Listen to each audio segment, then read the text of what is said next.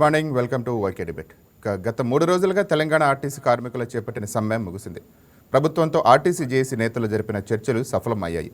సచివాలయంలో deputy CM బట్టి విక్రమార్క నేతృత్వంలో మంత్రుల కమిటీతో జేఏసీ నేతలు చర్చలు జరిపారు. ఈ భేటీలో ఉద్యోగులకు సంబంధించి పలు ముఖ్యమైన అంశాలపై ప్రభుత్వం సానుకూలంగా స్పందించింది. ఆర్టీసీ ఉద్యోగులకు 11% పీఆర్సీ ఇవ్వాలని ప్రభుత్వం నిర్ణయించింది. అలాగే ఆర్టీసీని ప్రభుత్వంలో విలీనం చేసే ప్రక్రియపై విధి విధానాల కోసం ప్రత్యేకంగా ఒక కమిటీని ఏర్పాటు చేస్తున్నట్టు ప్రకటించింది. ఇక ఇప్పటి నుంచో పెండింగ్లో ఉన్న ఆర్టీసీ గుర్తింపు సంఘాల ఎన్నికలను నిర్వహించేందుకు కూడా అంగీకారం తెలిపింది. కార్మికుల పట్ల ప్రభుత్వం సానుకూల దృక్పథంతో ఉందని మంత్రులు స్పష్టం చేశారు. ఆర్టీసీ డ్రైవర్ శంకర్ గౌడ్ మృతి పట్ల సంఘీభావం ప్రకటిస్తూ సమస్యలను చర్చల ద్వారా పరిష్కరించుకోవాలి తప్ప ప్రాణాలు తీసుకోవడం సరైన నిర్ణయం కాదని తెలిపారు. అయితే మరోవైపు ప్రభుత్వ నిర్ణయంపై ఆర్టీసీ జేఏసీ నేతలు హర్షం వ్యక్తం చేశారు. గత కొన్ని రోజులుగా నెలకొన్న ప్రతిష్టంభనకు తెరదించుతూ కార్మికులు ఆర్థిక వృద్ధి, వృత్తిపరమైన సమస్యలపై సానుకూలంగా స్పందించిన ముఖ్యమంత్రి, ఉప ముఖ్యమంత్రి మంత్రుల కమిటీకి కృతజ్ఞతలు తెలిపారు. గత 3 రోజులుగా సమ్మె కారణంగా ప్రయాణికులకు కలిగిన అసౌకర్యానికి సంస్థ చింతిస్తోందని పేర్కొన్నారు. అన్ని డిపోల పరిధిలో 100% బస్సు సర్వీసులు అందుబాటులో ఉంటాయని, ప్రయాణికులు సురక్షితంగా ప్లాన్ చేసుకోవాలని కోరారు. సంస్థను లాభాల బాటలో పట్టించడంలో కార్మికులు తమ వంతు సహకారాన్ని అందిస్తారని ఆశిస్తున్నానని సంస్థ ఎండీ నాగిరెడ్డి ఆశాభావం వ్యక్తం చేశారు. సమ్మె ముగియడంతో ఆర్టీసీ బస్సులు రోడ్డెక్కాయి. ఆర్టీసీ సమ్మె అంశంపైన ఇప్పుడు మన డిబేట్లో చర్చిద్దాం. ఇక డిబేట్లోకి వెళ్లే ముందు సమ్మె ముగించిన తర్వాత మంత్రులు మీడియాతో మాట్లాడారు. ఏం మాట్లాడారు ఒకసారి విందాం. ప్రధానమైనటువంటి అంశాలు ముఖ్యంగా ఆర్టీసీ సంబంధించి, టీజీఆర్టీసీ సంబంధించి గుర్తింపు ఎన్నికలు నిర్వహించుకోవటానికి ప్రభుత్వం అంగీకరించిందని చెప్పారు. అలాగే మరొక ప్రధానమైనటువంటి అంశం, దశాబ్దాల పైబడి ఆర్టీసీలో పనిచేస్తున్నటువంటి కార్మికులు కోరినటువంటి ప్రధానమైన కోరిక విలీనానికి సంబంధించినటువంటి అంశం. ఈ విలీనానికి సంబంధించినటువంటి అంశంపై కూడా సుదీర్ఘంగా చర్చించిన తర్వాత ఆర్టీసీ విలీన ప్రక్రియకు సంబంధించి అధికారులతో మరియు కార్మిక నాయకులతో కలిపి ఒక అధికారిక కమిటీని ప్రకటించడానికి నిర్ణయించింది. అంశాలను కూడా లోతుగా అధ్యయనం చేసి ఇరుపక్షాలు కూడా ఉన్న పరిస్థితులు అర్థం చేసుకున్న తర్వాత ఈ పిఆర్సీ సంబంధించి 11%కి చేయాలి ప్రభుత్వం నిర్ణయించిందని చెప్పడానికి సంతోషిస్తా ఉన్నాను. ప్రకృషంగా చర్చించి సాధ్యమైనంత మేరకు అన్ని అంశాలని పరిష్కరించుకోవడం కోసం ఆర్టీసీ యాజమాన్యాన్ని చొరవ చూపించి వెంటనే ఆ చర్చలు కూడా ప్రారంభించి కార్యాచరణ ముగించవలసిందిగా కూడా ఆర్టీసీ యాజమాన్యాన్ని ప్రభుత్వం ఆదేశిస్తాం. తెలంగాణ వ్యాప్తంగా గత 3 రోజులుగా జరుగుతున్నటువంటి సమ్మెకు సంబంధించినటువంటి యాజమాన్యానికి, కార్మిక సంఘాలకు సంబంధించినటువంటి ప్రతినిధుల మధ్య జరిగిన చర్చలు సఫలమైన యథావిధిగా 21 రాత్రి 12 నుంచి ఏ విధంగా బస్సులు బంద్ అయినాయో 24 రాత్రి 12 అంటే ఇప్పటి నుంచి యథావిధిగా పూర్వస్థితికి బస్సుల నడవడం జరగాలి.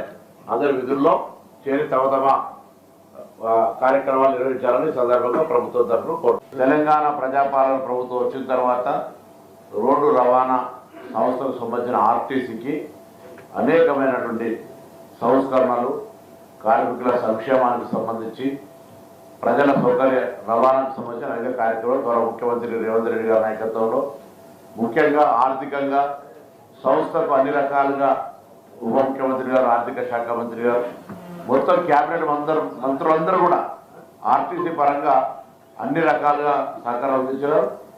ప్రతిపక్షాలకు సంబంధించి చాలా మంది రాజకీయ పరంగా శివ రాజకీయాలతో సహా అనేక రకాలైనటువంటి రెచ్చగొట్టే విధానాలు చేసిన మీరంతా సమయంతో సంస్థ మనది కాపాడుకోవాలని ప్రయత్నం చేసి మీ అందరికీ అభినందనలు. శాంతి భద్రతలుగా పెద్దలు శ్రీధర్ బాబు గారికి, లక్ష్మణ్ కుమార్ గారికి, అదేవిధంగా డాక్టర్ వివేక్ గారికి, అదేవిధంగా అధికారుల చీఫ్ సెక్రటరీ గారు, ముఖ్యంగా అదేవిధంగా సీనియర్ ఐఏఎస్ అధికారులు, ఈ కమిటీ చైర్మన్ గా వికాసరాజు గారు, దానకిషోర్ గారు, సందీప్ సుల్తాన్ గారు, మార్టి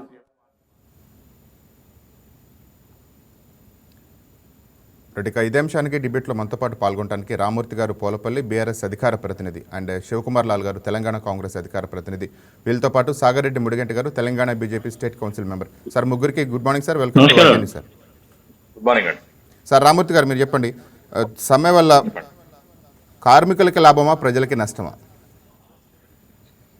సమ్మె వల్ల ఎవరైనా కూడా హక్కులను కాపాడుకోవడానికి సమ్మెలు చేస్తారు. గతంలో కూడా చేసినప్పుడు కూడా మేము వాళ్ళకు లాస్ట్ కైనా వాళ్ళకు మంచి ఫలితాలు ఇచ్చినాం. ఎందుకంటే ఆర్టీసీ 52-53 రోజులు చేసినప్పుడు కూడా వాళ్ళ కంప్లీట్ గా దాదాపు ఎక్కువ రోజులు చేసినా కూడా కోర్టు చెప్పేంత వరకు కూడా కొనసాగినా కూడా దాని తర్వాత మేము తీసుకున్న నిర్ణయాలతో అయితే ఫస్ట్ మమ్మల్ని అర్థం చేసుకోలేని ఉద్యోగ సంఘాలు దాని తర్వాత మాకు పాలాభిషేకం కూడా చేయడం జరిగింది. ఎందుకంటే ఆర్టీసీని మొత్తంగా ప్రభుత్వానికి విలీనం చేద్దామన్న నిర్ణయం మేము తీసుకున్నది విదితం. అదే విధంగా ఈ రోజు ఏదో వీళ్ళే స్టార్ట్ చేసినట్టు వీళ్ళు వచ్చిన తర్వాతనే ఏదో ప్రభుత్వంలో విలీన ప్రక్రియ మొదలు పెడుతున్నట్టు మాట్లాడడం కరెక్ట్ కాదు. ఎందుకంటే ఇప్పుడు అంశాలు ఏ విధంగా ఉన్నాయంటే ఎంత బుకాయింపు చర్యలంటే కాలకూట విషయం ఉన్న నాగుబాబుని నమ్మొచ్చు కానీ కాంగ్రెస్ ఇచ్చిన హామీలను నమ్మలేము. ఎందుకంటే ఈ 420 హామీలు కానీ గతంలో తెలంగాణ అంశంలో కానీ మనుషులు చచ్చిపోతేనే వీళ్ళకి చెల్లిస్తారు అంతే తప్ప కానీ మనుషులు చచ్చిపోయినంత వరకు వీళ్ళకి అసలు శాంతి ప్రశాంతత ఉండదు. ఎందుకంటే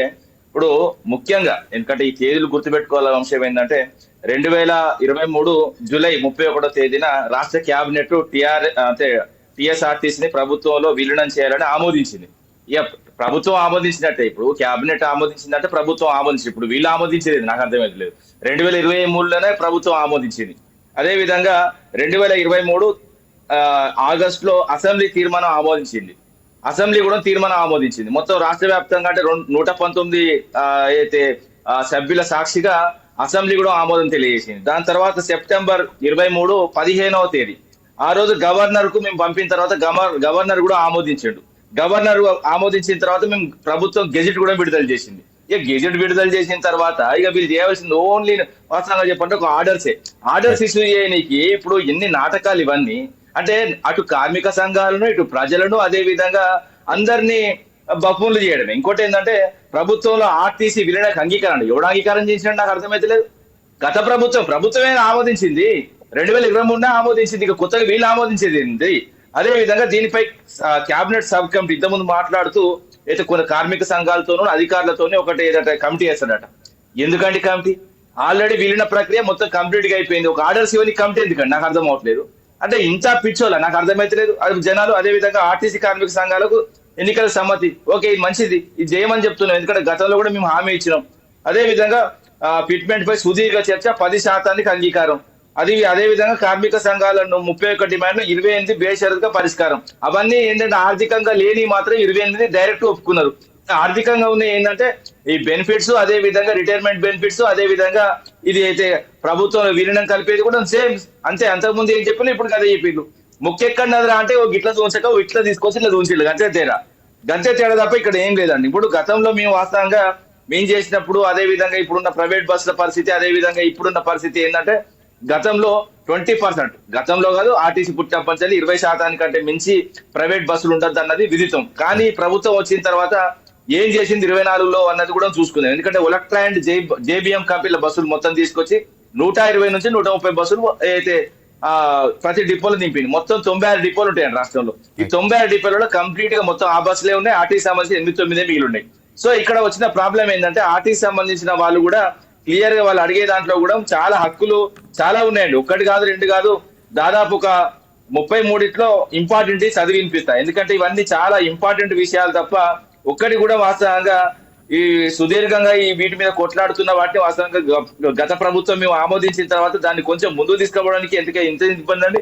ప్రభుత్వంలో ఆర్టీసీ విలీనం ఇది ఎప్పుడో చేస్తాం మనం. అదే విధంగా యూనియన్ పూర్ ఉంటుంది కానీ మేము ఇచ్చిన మాట వాళ్ళు ఇచ్చిన మాట అదే విధంగా అది ముందు జరుపుతున్నాడు. ఆర్టీసీని ఆధునీకరణ చేసి కొత్త బస్సులు కొంటాం. కొత్త బస్సులు ఎడగొంటున్నారండి. మొత్తం కంప్లీట్ గా ఆ ప్రైవేట్ కంపెనీ బస్సులు వచ్చేసినాయి. అదే విధంగా ఉద్యోగుల బకాయిలు చెల్లిస్తాం. ఇన్ని రోజులు దాదాపు 2.5 సంవత్సరాలు దాదాపు 28 నెలలు 28 నుంచి ఏమైనా చెల్లించిల్లా.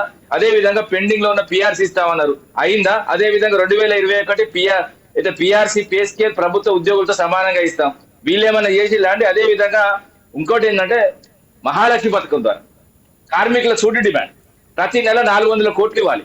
400 కోట్లు అంటే వాస్తవంగా 25 నెలలు 25 నెలలకు సంబంధించి 11,100 కోట్లు ఇవ్వాలి. 11,200 కోట్లు ఇంతవరకు ఇవ్వకుండా తాచారం చేసుకుంటా వాస్తవంగా ఆర్టీసీ నడ్డి విరగొట్టింది. ఇంకోటి ఏంటంటే బయటికి మాత్రమే కనబడుతుందండి. Scanning report, original scanning report లేదండి. ఇప్పుడు మామూలుగా డాక్టర్ ప్రిస్క్రిప్షన్ బయటకు చూస్తున్నారు తప్ప అంటే స్కానింగ్ రిపోర్ట్ చూస్తున్నారు. స్కానింగ్ రిపోర్ట్ చూస్తే తెలుస్తుంది ఆర్టీసీ పరిస్థితి.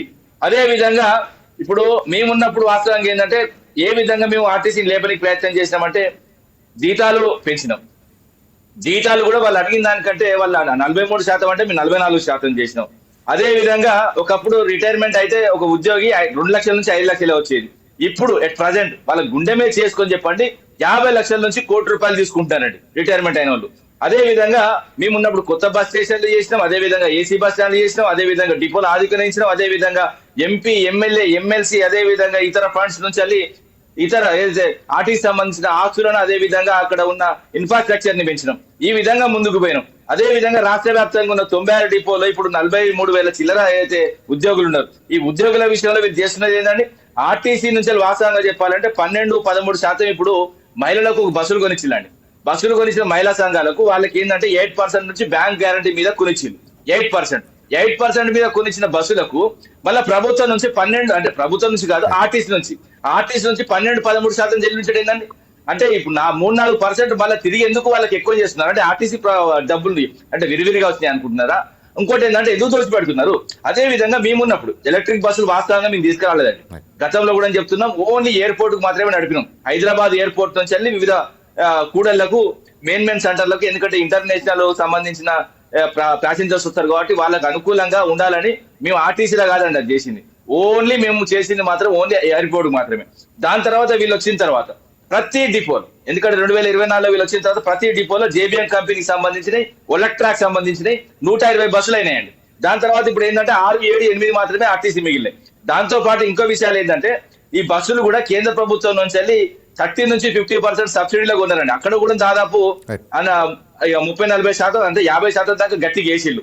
దాని తర్వాత ఇప్పుడు కిలోమీటర్ కి ₹59 మళ్ళీ వాళ్ళకి తిరిగి తెలిస్తున్నారు. అంటే ముఖ్యంగా ఏంటంటే ఈ బస్సులు తీసుకురావడం ద్వారా మొత్తం ప్రైవేట్ సంబంధించిన 20% ఉండాలండి. 20% కాదు, ఇప్పుడు 60-70% పోయింది. ఇప్పుడు అదే ఇంకోటి ఏంటంటే ఈ కార్మికుల సంఘాలు ఇప్పటికి కూడా మొత్తుకునేది ఏంటంటే ఈ ఎలక్ట్రిక్ బస్సులు ప్రభుత్వమే కొనమని చెప్తున్నారు. రాష్ట్ర వ్యాప్తంగా చాలా మంది తెలియదండి ప్రజలు. రోడ్ల మీద తిరిగే ఏదైతే ఎలక్ట్రిక్ బస్సులు చూసి అవి ఆర్టీసీ బస్సులు అనుకుంటున్నారు. అది ఆర్టీసీ బస్సులు కావు. ఒలక్ట్రా అండ్ జేబీఎం కంపెనీ వాళ్లకు రోజు సంబంధించిన డబ్బులు చెల్లిస్తే కిలోమీటర్ ₹59 చెల్లిస్తే మళ్ళీ అటు నుంచి వెనకకెళ్ళి అయితే రేవంత్ రెడ్డి బ్రదర్స్ వసూలు చేసే కార్యక్రమం బ్రహ్మాండంగా నడుస్తున్నది. ఇది ఒప్పందంలో భాగంగా ఆర్టీసీ కాదండి ఒప్పందం జరిగింది. రేవంత్ రెడ్డి బ్రదర్స్ కండి రేవంత్ రెడ్డి అండ్ మంత్రివర్గంలో కొంతమంది దుర్మార్గులు అలీబాబా అరడజన్ దొంగలు అంటారు కదా అండి. అరడజన్ కాదండి, ఇక్కడ 12 మంది అంటే మొన్న పెంచిన తర్వాత 16 మంది అయింది. రేవంత్ బాబా 16 దొంగలు కంప్లీట్ గా పంచుకుంటున్నారు తప్ప ఈ ముఖ్యంగా ఈ 2 కంపెనీల నుంచి వెళ్ళి వాళ్ళు డబ్బులు చెల్లించగానే బయటకు వెళ్ళి వెనకకెళ్ళి వసూలు చేసుకొచ్చి ఖజానా నింపుకొని రేవంత్ రెడ్డి కుటుంబం, అదే విధంగా సోనియా గాంధీ కుటుంబానికి 1000 కోట్లు ఇస్తా అన్నాడు. మరి అందకెళ్ళి ఇళ్ళకెళ్ళి పోతానని నాకు కూడా అర్థమైతలేదు ఇలాంటి పరిస్థితులు. రైట్, ఇక శివకుమార్ లాల్ మీరు చెప్పండి, సమ్మె సక్సెస్ అయితే ఎందుకు ఇంకా అన్ని డిమాండ్స్ ఇంకా ఎందుకు అంగీకరించలేదు? ముందుగా వైకే టీవీ ప్రేక్షకులకు, మీకు ప్యానల్ ఉన్న వారికి నమస్కారం. Good morning sir. చెప్పండి. మొత్తానికి కాంగ్రెస్ పార్టీ ఏదైతే మార్పు కావాలి, కాంగ్రెస్ రావాలి అనే నినాదంతో ముందుకు పోయింది. ఈరోజు ప్రజాపాలన అనే ఒక ఉద్దేశంతో ఈరోజు కార్మికులకి ఖచ్చితంగా కాంగ్రెస్ పార్టీ అండగా ఉంటామని చెప్పడము, సమ్మె విరమించడము. గతంలో ఏదైతే ఉమ్మడి ఆంధ్రప్రదేశ్లో ఉన్నప్పుడు ఏదైతే ఉద్యోగులు రిటైర్మెంట్ బెనిఫిట్ కానీ మిగతా విషయాలలో కానీ పెండింగ్స్ ఏం లేకుండే. ఈ 10 సంవత్సరాలల్లో తెలంగాణ రాష్ట్రం వచ్చిన తర్వాత టీఆర్ఎస్ బీఆర్ఎస్ వల్లనే మొత్తానికి స్టేట్ గవర్నమెంట్ ఎంప్లాయీస్కి అందరికీ కూడా ప్లస్ ఆర్టీసీ కూడా ఆర్టీసీలో ఉన్న ఆస్తులు కూడా అమ్ముకోవడము. 2018లో ఏదైతే ఈ అద్దె బస్సులు తీసుకురావడం, ఏసీ బస్సులు తీసుకురావడం, అది central government scheme. First half ఏముండే అంటే ఇటు బీజేపీతోని కేసీఆర్ కి సత్సంబంధాలు మంచిగా ఉండే కాబట్టి ఇటు గల్లీలో తిట్టాలి, ఢిల్లీలో పోయి కాలు మొక్కాలి అనే రకంగా అప్పుడు ఉండే కాబట్టి ఆ దిశగా 2018 వరకు వాళ్ళ సంసారం సజావుగా జరిగింది. కానీ తర్వాత 2018 తర్వాత కొంచెం చెడింది. కానీ ఈరోజు ఉమ్మడి ఆంధ్రప్రదేశ్ ఉన్న దానికి ఇటు తెలంగాణ రాష్ట్రం సపరేట్ అయిన దానికి ఈరోజు టీఆర్ఎస్ బీఆర్ఎస్ చేసిన మొత్తానికి బెనిఫిట్స్ ఇవ్వడం కానీ, లేదు అనుకుంటే రిటైర్మెంట్ వాళ్ళకి వాళ్ళ సెటిల్మెంట్ ఇవ్వడం కానీ ఇదంతా పెండింగ్ పెట్టడం జరిగింది. అదే కాకుండా వాళ్ళ ఏజ్ పరిమితి కూడా 2 years పెంచడంతో కేసీఆర్ మీద ఉన్న భారం అంతా ఈ రోజు కాంగ్రెస్ పార్టీ అధికారంలోకి వచ్చిన తర్వాత ఈ 2 years, ఎందుకంటే కేసీఆర్ బాగా చాకచక్యంగా తెలివిగా ఉపయోగించి ఇప్పుడు నేను రిటైర్మెంట్ అయిన వాళ్ళకందరికీ కూడా నేను డబ్బులు ఇవ్వాలనుకుంటే నా దగ్గర లేదు అనుకున్నాడా, లేకపోతే ఇది రేపు రాబోయే ప్రభుత్వం నేను నాది కాకపోతే వేరొంది అయితే వాని మీద బరువు పడుతుంది అనుకున్నాడా, మొత్తానికి అది తోసి పెట్టేసిండు. వాళ్ళ ఏజ్ పెంచడంతో మొత్తానికి ఇప్పుడు రిటైర్మెంట్ అయిన వాళ్ళు ఇప్పుడు ఎక్కువ కనబడుతుండ్రు. కాబట్టి ఈ రోజు కాంగ్రెస్ పార్టీ ఏదైతే బ్యాలెన్స్ వాళ్ళకి రిటైర్మెంట్ సెటిల్మెంట్ చేయడానికి కూడా ఇబ్బందికరంగా జరగడం జరిగింది. ఎందుకంటే అప్పుడు తెలంగాణ ఇచ్చినప్పుడు మిగులు బడ్జెట్ రాష్ట్రం ఉంటే ఈరోజు తెలంగాణ అప్పుల రాష్ట్రం అయింది. 6,500 కోట్ల రూపాయలు గతంలో కేసీఆర్ గారు చేసిన అప్పులకి వడ్డే కట్టడం జరుగుతుంది. అంటే ఏదైతే మిగులు బడ్జెట్ రాష్ట్రంలోకి ఈరోజు అప్పుల రాష్ట్రం చేసింది ఈరోజు గతం ఉన్న బీఆర్ఎస్ ప్రభుత్వమే. కానీ ఈరోజు కాంగ్రెస్ పార్టీ చేయక ముందే మేము విలీనం చేసినాం. మేము విలీనం ప్రక్రియ మొదలు పెట్టిండ్రు, కానీ 52 రోజులు ఏదైతే అప్పట్లో ఆర్టీసీలు సమ్మెలు చేస్తే ఇదే కేసీఆర్ ఏమన్నాడు, మీకు అసోసియేషన్లు ఇవ్వడొద్దు, నేనే నేనున్న తర్వాత ఇంకా మీకు అసోసియేషన్ ఏంది, అధ్యక్షుడు ఏంది, నేనే మీ ఆర్టీసీకి అధ్యక్షుడిని ఉంటా అనే రకంగా మొత్తానికి అసోసియేషన్ ని కూడా అబాలిష్ చేసిన తరుణం ఇది కేసీఆర్ కి దక్కుతుంది. ఎందుకంటే ఈ రోజు కాంగ్రెస్ పార్టీ అధికారంలోకి వచ్చినాక ఏదైతే అసోసియేషన్లను కూడా ఖచ్చితంగా పునరుద్ధరిస్తాం అనేది, గతంలో మీరు ఎట్లయితే అసోసియేషన్ మెయింటైన్ చేసిరో ఆ రకంగానే చేసుకోమని చెప్పడం, వాళ్ళకి అక్రాస్ ద టేబుల్ ఏదైతే మొన్న కూడా చెప్పడం జరిగింది, సమ్మె పోక ముందు కూడా చెప్పడం జరిగింది, 32లకి 29 మేము అక్రాస్ ద టేబుల్ మేము సాల్వ్ చేస్తాం, మీరు రండి అని. వాళ్ళు ముఖ్యంగా వాళ్ళు అడిగింది ఏంటంటే ఏదైతే అద్దె బస్సులు వచ్చినాయి, ఏసీ బస్సులు వచ్చిన దాంట్లో మొత్తానికి ప్రైవేట్ యాజమాన్యానికి డిపోలు ఇస్తున్నారు. ఒకవేళ 2 డిపోలు ఉన్నాయి ఒక డిస్ట్రిక్ట్ లో అంటే ఒక డిపో వాళ్ళకే ఇస్తున్నారు. మమ్మల్ని కనీసం అందులో ఒక మెడికల్ క్యాంప్, ఐ క్యాంప్ పెట్టుకోవాలంటే కూడా అవకాశం లేకుండా చేసిపోయింది గత బీఆర్ఎస్ ప్రభుత్వం. ఇప్పుడు మాకు అట్లా కాదు, ఖచ్చితంగా మా డిపోలు మాకే ఉండాలి. ఎందుకంటే తెలంగాణ ఆర్టీసీకి ఏదైతే గతంలో టీఆర్ఎస్ బీఆర్ఎస్ ఉన్నప్పుడు ఆస్తులు కూడా అమ్మడానికి ముందు పోవడం జరిగింది. అప్పుడు కాంగ్రెస్ పార్టీ కానీ ప్రతిపక్షాలు కానీ దాన్ని మొత్తానికి ధర్నాలు గిట్ట చేసి ఆపడం జరిగింది, కొన్నిటిని అమ్మేయడం కూడా జరిగింది. ఈరోజు టీఆర్ఎస్ బీఆర్ఎస్ బహుశా మొన్నటిసారి ప్రభుత్వం వచ్చి ఉంటే ఈరోజు ఏపీఎస్ఆర్టీసీ టీఎస్ఆర్టీసీకి మొత్తానికి సగానికి కూడా మొత్తానికి ఏదైతే వాళ్ళ ఆస్తులు ఉండేనో అవి అమ్మేసే రకంగా వాళ్ళు ఉండేది. కానీ ఈరోజు కాంగ్రెస్ పార్టీ వచ్చిన తర్వాత అవన్నీ కూడా సవరణ చేయడము. ఇంకోటి ఇప్పుడు మన రామ్మూర్తి మాట్లాడుతూ మొత్తానికి మేము జీతాలు పెంచడం రైట్, పెంచిండ్రు, నేను పెంచలేదు అని నేను ఎప్పుడు ఆ కార్మికులనిలే లేకపోతే కాంగ్రెస్ పార్టీ అనలే ఇంకా వేరే పార్టీ అని, కానీ వాళ్ళకి ఎంత అయితే అవసరమో అంతే పెంచేది ఉండే. మొత్తానికి మేము వాళ్ళు 43 అడిగిండ్రు, మేము 44 పెంచడం అనేది మీరు గొప్పలు చెప్పుకుంటున్నారు. ఈ రోజు ఖజానా ఖాళీ కావడానికి కూడా అది కూడా ఇబ్బందికరంగా కూడా అయింది. ఎందుకంటే ఎప్పుడు కానీ ఫిట్మెంట్ కానీ లేకపోతే పెంచడం కానీ ఒక మోతాజుగా పెంచడం జరుగుతుంది. కానీ ఏకంగా ఏదో గొప్పలకు పోయి మొత్తం బండిపై మీద వేసుకున్నట్టు ఈ రకంగా బీఆర్ఎస్ ప్రభుత్వం చేసిపోయింది. కానీ ఈ రోజు వాళ్ళకి ఇచ్చేది కూడా సకాలంలో ఇచ్చేది కాదు. ఈ రోజు కాంగ్రెస్ పార్టీ అధికారంలోకి వచ్చిన తర్వాత ఫస్ట్ పేమెంట్ వస్తుందని సజావుగా ఈ రోజు ఆర్టీసీ ఎంప్లాయీసే చెప్పుకోవడం జరుగుతుంది. గతంలో టైం మీద కానీ లేకపోతే మహిళల మీద కానీ ఇబ్బందికరంగా ఉండే కండక్టర్ల మీద, కానీ ఈ రోజు కాంగ్రెస్ పార్టీ వచ్చిన తర్వాత వాళ్ళకి ఆ రూట్లో ఇబ్బంది అవుతుంది అది అనే రకంగా ఉంటే ముఖ్యమంత్రి రేవంత్ రెడ్డి గారు ఓపెన్ గా లేడీస్ కి 12 hours లోపలనే వదిలేయమని చెప్పి ఓపెన్ గా వాళ్ళ టైం అక్కడికే క్లోజ్ చేయమని కూడా చెప్పడం జరిగింది. ఇటువంటి చాలా సంస్కారాలు తీసుకొచ్చిండ్రు. మోర్ ఎవర్ ఇంకోటి ఏంటంటే విలీనం ఆర్టీసీని ఇటు ప్రభుత్వంలో విలీనం చేస్తున్నామని ఆగమేఘాల మీదుగా ఎలక్షన్ కి ముందు వీళ్ళు చెప్పిపోవడం జరిగింది. కానీ ప్రక్రియ ఏదైతే అంత ఈజీగా ఉండదు, అంత ఈజీగా ఉండింటే గత ప్రభుత్వమే చేస్తుండే. అక్కడ ప్రక్రియలో మార్పులు చేర్పులు ఉంటాయి. మొత్తానికి అది ఒకసారి చేసిన తర్వాత మళ్ళీ ఇబ్బందికరంగా ఉండదు అనే రకంగానే ఈరోజు ప్రభుత్వం ఆలోచిస్తూ వాళ్ళని కొంచెం సమయం తీసుకొని ఖచ్చితంగా ఆ ప్రక్రియను మొత్తానికి పూర్తి చేస్తామని ఒక కమిటీ వేయడం జరిగింది. రైట్, సాగర్ రెడ్డి గారు మీరు చెప్పండి. సాగరెడ్డి గారు, ప్రభుత్వాలు ఎన్ని మారినా కానీ ఆర్టీసీని ప్రభుత్వంలో విలీనం చేసే ప్రక్రియ మాత్రం ఇంకా కంప్లీట్ కావట్లేదు. దానిపైన మీ పార్టీ స్టాండ్ ఏంటి సార్? ముందుగా వైకే ఛానల్ వారికి, రామూర్తి అన్నకి, శివలాల్ అన్నకి నమస్కారం. ఇప్పుడు సమ్మె ఇప్పుడిప్పుడే చూస్తున్నాం అన్న. నమస్కారం. ఇప్పుడిప్పుడే చూస్తున్నాం, లాస్ట్ నిమిషాలలో కూడా వస్తున్నది, సమ్మె విరమిస్తున్నట్టుగా జేఏసీ కూడా చెప్తున్నది. సో ఈ సమ్మె అనేటువంటిది ఫస్ట్ ఆర్టీసీ అనేటువంటి సంస్థని గత ప్రభుత్వాలు ఏ ప్రభుత్వాలు అయినా కానీ నాయకులు ఫస్ట్ దానిలో ఏలు పెట్టకుండా సరిపోవు. First right. ఆ ఆర్టీసీని వాడుకోవడంలో ఉన్నంత ఇది అసలు దాన్ని కాపాడడంలో ఏమాత్రం పరిణామంలోకి తీసుకోలేదు వీళ్ళు మొదటి నుంచి కూడా, ఏ ప్రభుత్వాలు కూడా. నేను ఈ పార్టీ ఆ పార్టీ ప్రభుత్వాలు అనట్లేదు. ఎప్పుడైనా ఆర్టీసీ గతంలో ఒక సంస్థగా ఎదిగి ఆస్తుల ద్వారా దాని ఉన్నటువంటి భూములు, వాల్యూ గల భూములు ఉన్నాయి, వాల్యూ గల వ్యవస్థ ఉంది దానికి. అది అవసరం కూడా, ప్రజలని చేరవేర్చడానికి, ట్రాన్స్పోర్ట్ చేయడానికి అది ఒక ముఖ్యమైన పార్ట్ అది రాష్ట్రంలో. దాన్ని మొత్తం మొదటి నుంచి కూడా గాలికి వదిలిపెట్టింది. దాన్ని ఎంత వీలైతే అంత అక్రమాలు జరిగినా కానీ పట్టించుకున్న ప్రభుత్వాలు కూడా లేవు గతంలో. కానీ శ్రమ మాత్రం కార్మికులది.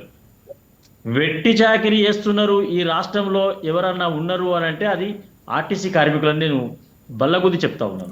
వెట్టి చాకిరీ చేస్తున్నారు వాళ్ళు. నిజాం కాలంలో ఇంకా కొట్టుకుంటా తిట్టుకుంటా చేసినటువంటి పని దానికన్నా ఎక్కువగా ఈ యొక్క ఆర్టీసీ కార్మికులు వెట్టి చాకిరీ చేస్తున్నారు. ఆర్టీసీ కార్మికుల యొక్క పరిరక్షణ కోసం గత ప్రభుత్వాలు ఏ ప్రభుత్వాలు కూడా పట్టించుకోలేదు.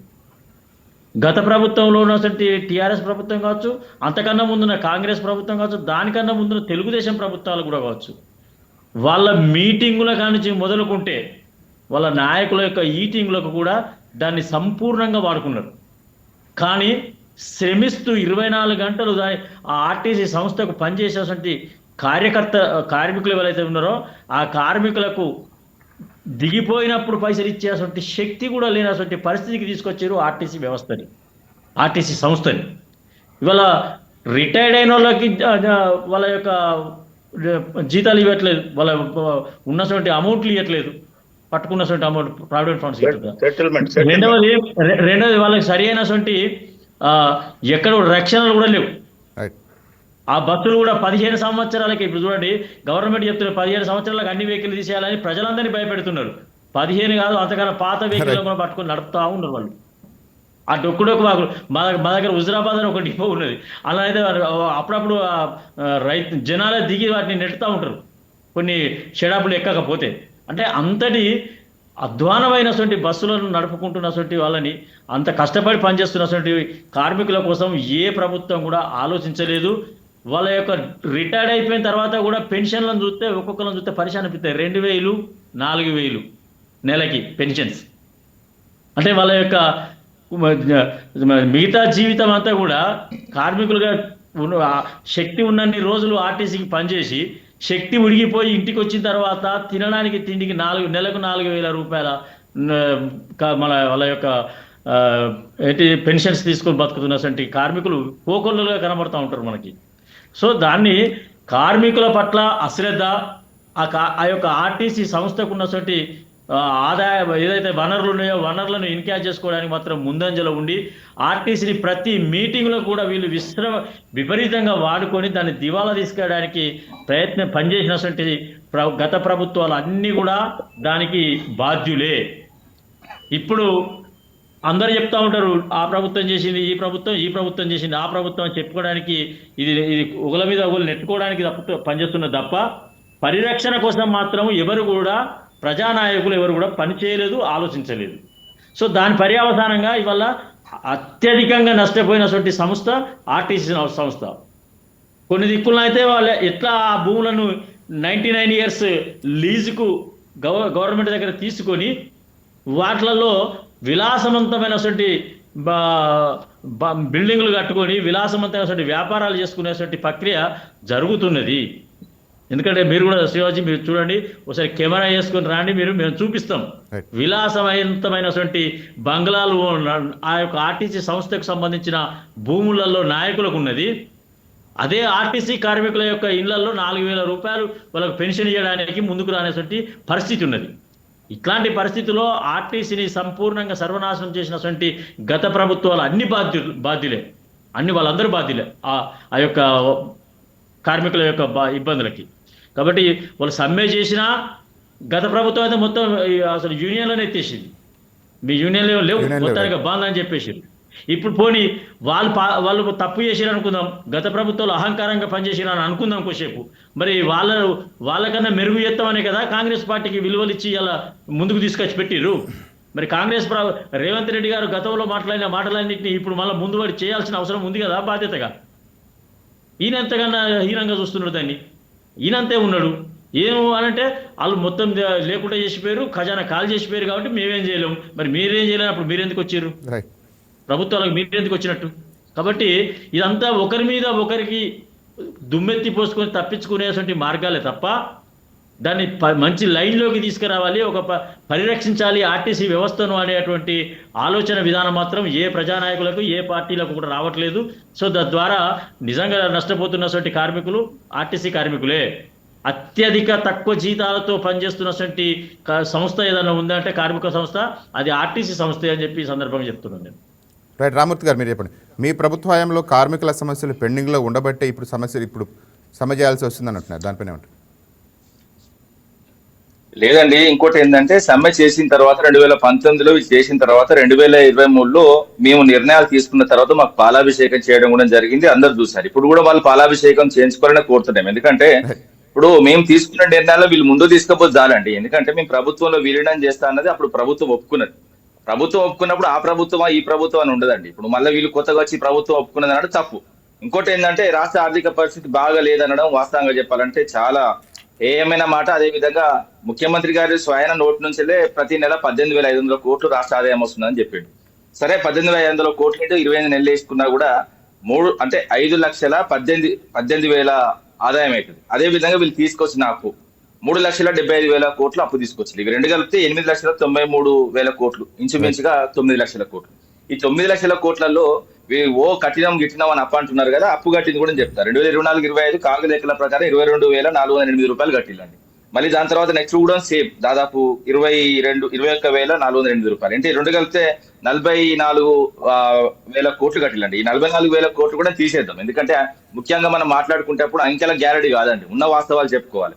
ఎందుకంటే ఇప్పుడు రాష్ట్ర ఆదాయం తీసుకొచ్చిన అప్పు రెండు కలుపుకుంటే 25 నెలలుగా 8,93,000 కోట్లకి వెళ్ళి ఈ అప్పు తీసేద్దాం. అప్పు వీళ్ళు తీసుకొచ్చిన అంటే మీ గత ప్రభుత్వం చేసిన అప్పు 3,50,000 కోట్లు ఏదో ఉన్నది, దానికి సంబంధించిన వడ్డీ వీళ్ళు కడుతున్నారు, కార్పొరేషన్ వీళ్ళకి సంబంధించిన అన్ని కూడా తీసేస్తే 8,48,184 రూపాయలు, 8,48,184 కోట్లు. ఇందులోకి వెళ్ళి ప్రతి నెల జీతాలకు పెన్షన్లకు 5,500 కోట్లు అవుతున్నాయి. ఎస్, అది కూడా 20 నెలలు అది కూడా తీసేద్దాం. 1,54,000 కోట్లు ఇవి తీసేస్తే 6,94,184 కోట్లు ప్రభుత్వం దగ్గర ఉండాలి. సరే, ఈ 94,000 కోట్లు ఇతర బిల్స్ అవి ఇవి ఇక ప్రభుత్వం ముట్టుకుంటా అన్నది ఇబ్బడి మొబ్బడిగా ఫ్రీ బస్సు కూడా ఇంతవరకు కూడా వాస్తవంగా చెల్లించలేదు. దానికి కూడా 11,200 చిల్లర కోట్లు అది పెండింగ్ ఉన్నది, దాన్ని మాట్లాడుకుందాం, దాని కూడా అంశం చెప్తా. సరే, అవన్నీ మొత్తం ఇక 94,000 కోట్లు పై కూడా తీసేస్తున్నాండి. 6 లక్షల కోట్లు ఏదైతే ప్రభుత్వం దగ్గర నిలువ ఉండాలండి, ఏడబెడుతున్నారు. రాహుల్ గాంధీకి పంపుతున్నాడా, లేకపోతే వాళ్ళ సిస్టర్కి పంపుతున్నాడా, లేకపోతే వాళ్ళ గాంధీ కుటుంబానికి ప్రతి నెల పంపుతా అంటున్నాడుగా 1000 కోట్లు, మరి ఆ కోట్లు పంపుతున్నాడా? ఎక్కడండి ప్రభుత్వం? వాస్తవంగా చెప్పాలంటే ఒక ఆర్గనైజర్ లేదండి. ఇంకోటి ఏంటంటే ఒక పెద్ద మనిషి లాగా సద్రాలండి. ఇప్పుడు ఏదన్నా ఉంటే ప్రభుత్వం అంటే చేతిలో పెట్టిన తర్వాత ఇష్టం ఉన్నట్టు మాట్లాడితే కాదండి. ఇంకోటి ఏంటంటే మేము ఓపెన్ గా చెప్తున్నాం, ఇప్పుడు క్యాబినెట్ నిర్ణయాలండి. ఇక నాకు నిన్న నిర్ణయాలు తీసుకున్న కాంచెల్లి, క్యాబినెట్ నిర్ణయాలు తీసుకున్న కాంచెల్లి నాకు నిజంగా నిద్ర పడతలేదు. అసలు జనాలను పిచ్చోళ్ళని చేస్తుల్లా, ఉద్యోగాలను పిచ్చోళ్ళని చేస్తుల్లా, రైతులను పిచ్చోళ్ళని చేస్తుల్లా, అదే విధంగా కాళేశ్వరం ఇంకెన్ని రోజులు కథలు చెప్తారండి? ఓపెన్ గా చెప్పాలంటే క్యాబినెట్ నిర్ణయాలు తీసుకున్న వాస్తవంగా నేను కొన్ని చదివినిపిస్తా అండి, మీరు కూడా ఆశ్చర్యపోతారు, ప్రజలు కూడా పూర్తిగా దీన్ని కొంచెం గమనిస్తే అసలు ఎంత ఘోరమైన వీళ్ళు అబద్ధాలు చెప్తుళ్ళు, ఎంత ఘోరమైన దగా చేస్తుళ్ళు ప్రజలని. ఆర్టీసీ కార్మికులతో 5 మందిలో చర్చ అనేది క్యాబినెట్ నిర్ణయం తీసుకున్నారు. ఓకే, వాళ్ళు కూర్చున్న తర్వాత మళ్ళీ సేమ్ మాట ఏదైతే మొత్తం తిప్పుకొచ్చి మళ్ళీ ఆ 2 మాత్రము మేము కమిటీ ఇస్తాం. కమిటీ అది కాదండి, ఇమీడియట్ గా కావాలండి. ఒక ఆర్డర్ ఇస్తే అయిపోతుంది. మనసుతో ఆలోచించమంటున్నాం కదా, మేము మనసుతో ఆలోచించినాం. వాళ్ళు 55 రోజులు అప్పుడు ఇబ్బంది పడ్డ తర్వాత గౌరవ కేసీఆర్ గారు పెద్ద మనసుతో వాళ్ళు 43 అడిగితే 44 ఇచ్చిళ్ళు. దీనికి వాస్తవంగా వాళ్ళ డబ్బే అండి. ఇంకోటి ఏంటంటే ఆర్టీసీకి ప్రభుత్వం నుంచి ఏమి అంటే వాస్తవంగా ప్రతి నెలకు సపోర్ట్ గా కొన్ని డబ్బులు పోతాయి. ఇప్పుడు బీజేపీ మిత్రుడు ఉన్నాడు, ఆర్టీసీ గురించి బాగా మాట్లాడిండు. నేనేమంటున్నా, మరి 1000 కోట్లు 2000 కోట్లు ప్రతి నెలకి ఇవ్వరాదండి? ప్రతి అంటే 28 రాష్ట్రాలు కేంద్ర ప్రాంతాలకు అక్కడక్కడ ఉన్న కార్పొరేషన్లకు రోడ్ కార్పొరేషన్ సంస్థలకు ఇవ్వరు. అదే విధంగా రాష్ట్ర ప్రభుత్వం భరిస్తుంది. ఇంకోటి ఏంటంటే ఆర్టీసీ సంపాదించిన డబ్బుల్ని ఆర్టీసీ వాళ్ళకి జీతాలకి ఇస్తారు. అంతే, దాంతో పాటు ప్రభుత్వం నుంచి కొంత తోడ్పాటు ఉంటుంది. ఈ రెండిట్లో వాస్తవంగా ఏంటంటే ఇక్కడ జరుగుతున్నది వాస్తవంగా ప్రభుత్వం నుంచి కానీ ఇతర నుంచి కానీ జీతాల ముచ్చట కాదండి. ఇప్పుడు 18,000 మంది వాస్తవంగా చెప్పాలంటే రిటైర్మెంట్ అయిన వాళ్ళు ఏదైతే ఆర్టీసీలో. అదే విధంగా ఇంకోటి ఏంటంటే సరే దాన్ని పక్కన పెడదాం. ఇప్పుడు నర్సంపేట నల్గొండ ఆర్టీసీ కార్మికులకు ఆత్మహత్యల పైన విచారం వ్యక్తం చేసిల్లట. ఇక నాకు చంపినోడే వాస్తవంగా చెప్పాలంటే దండం పెట్టినట్టు అండి. ఇప్పుడు ఎప్పుడైనా కూడా తొలి దశలో మలి దశలో ఇప్పుడు కూడా సావులకు కారణం ఎవరన్నది కూడా తెలంగాణ సమాజం అందరికీ తెలుసు. అదే విధంగా మంత్రుల జీతాలు, అదే విధంగా ఎమ్మెల్యే జీతాలు 50% రిటైర్ అయిన ఉద్యోగులు చెల్లిస్తారట. మంత్రులదే ఎమ్మెల్యేలు అస్సలు లేదని చెప్తా అండి. ఇది ఎందుకంటే ఇది చాలా అద్భుతమైన విషయం. ఏంటంటే వాస్తవంగా చెప్పండి, ఇంతకుముందు న్యాయ దేవతకు మొన్నటి దాకా వాస్తవంగా లాస్ట్ ఇయర్ వరకు కళ్ళకు గంతలు ఉండేది, అవి కూడా తీసేసింది. కళ్ళకు గంతలు తీసేసిన తర్వాత కూడా అబద్ధాలు ఆడుతూ అడ్డంగా దొరికిపోయినాడు. నేనేమంటున్నా, మొత్తం 16 మంది మంత్రులు అండి. సరే మంత్రులు తీసేద్దాం, 119 మంది ఎమ్మెల్యేలు కాబట్టి 119లో ఆ 16 మందిని తీసేస్తే 103 మంది ఉంటారండి. 103 మంది జీతం ఏంటంటే 2,50,000. 2,50,000 వీళ్ళ పర్ మంత్ జీతం మొత్తం 103 మందికి చెల్లిస్తే 2,57,550 అయితే 2,57,50,000 ఈ పర్ మంత్. అదే విధంగా ఇందులో 50% తీద్దామండి, ఎందుకంటే 50% చెల్లిస్తున్నారు కదా. 1,28,75,000. మళ్ళా రాసుకోండి, 1,28,75,000. అదే విధంగా మంత్రుల జీతం అండి 3 లక్షలు అండి. తెలంగాణలో 16 మంది మంత్రులే. ప్రతి నెల మొత్తం వీళ్ళకు 16 మందికి చెల్లిస్తే 48 లక్షలు అండి. 45 లక్షలు.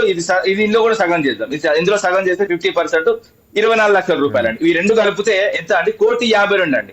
ప్రభుత్వం వాస్తవంగా రిటైర్మెంట్ ప్రభుత్వ ఉద్యోగులు అండి, ఆర్టీసీ ఉద్యోగులకు కాదు ఇది. ప్రభుత్వ ఉద్యోగులు వాస్తవంగా 25,000 మంది రిటైర్ అయి ఉన్నారండి. వాళ్ళ రిటైర్మెంట్ బెనిఫిట్స్ లాగా చాలా మంది చనిపోతున్నారు, హాస్పిటల్ ఫీజులు చెల్లించలేక రిటైర్మెంట్ బెనిఫిట్స్ లాగా మొత్తం 14,200 కోట్లు రావాలండి. 14,200 కోట్లు.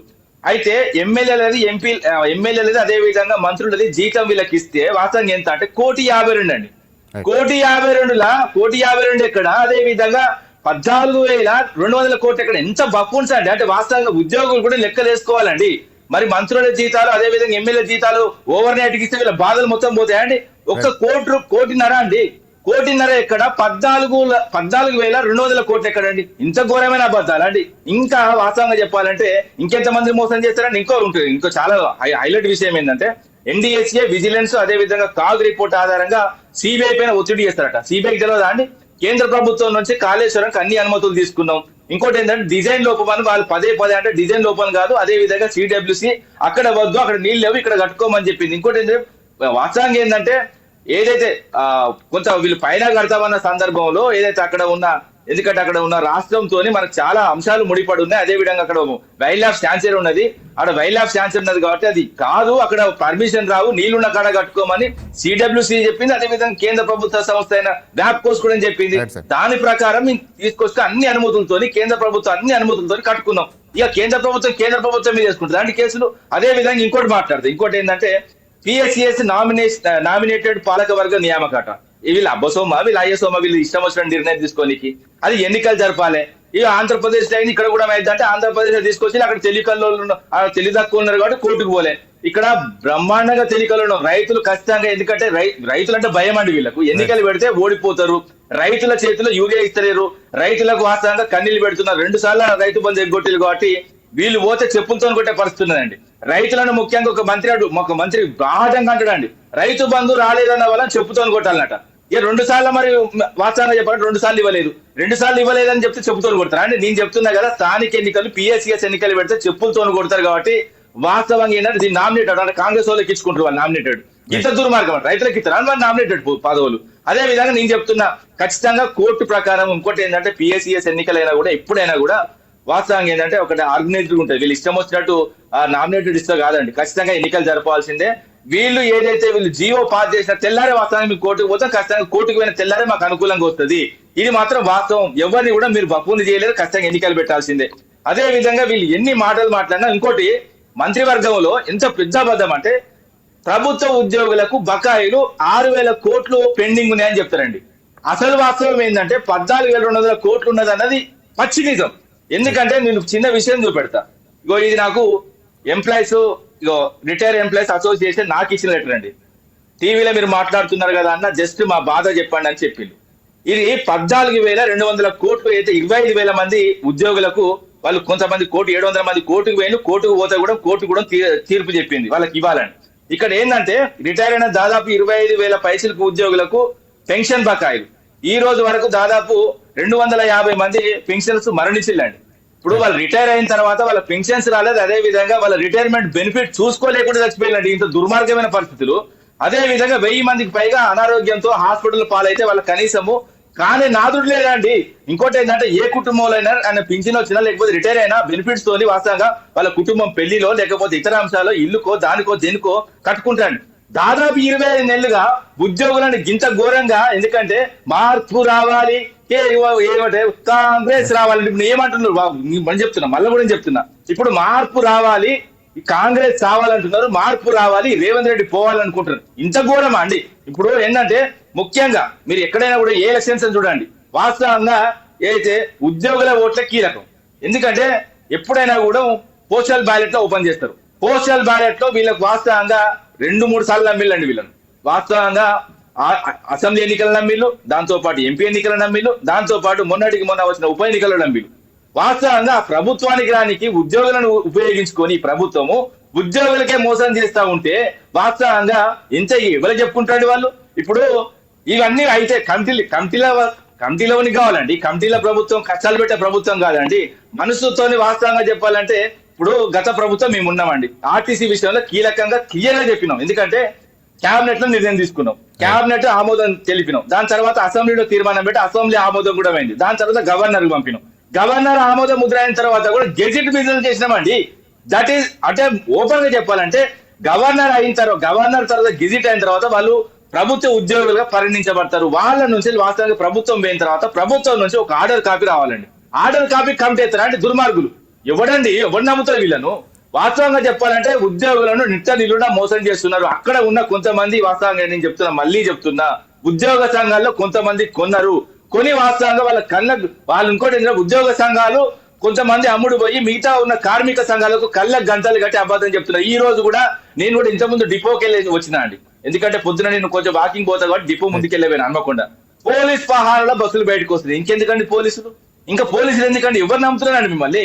వాస్తవంగా పోలీసులు లేకుండా మరి బస్సులు బయటికి రావాలి కదా, మరి పోలీసులను ఉపయోగించుకొని అక్కడి నుంచి బయటకు బస్సులను తీసుకొస్తున్నారు.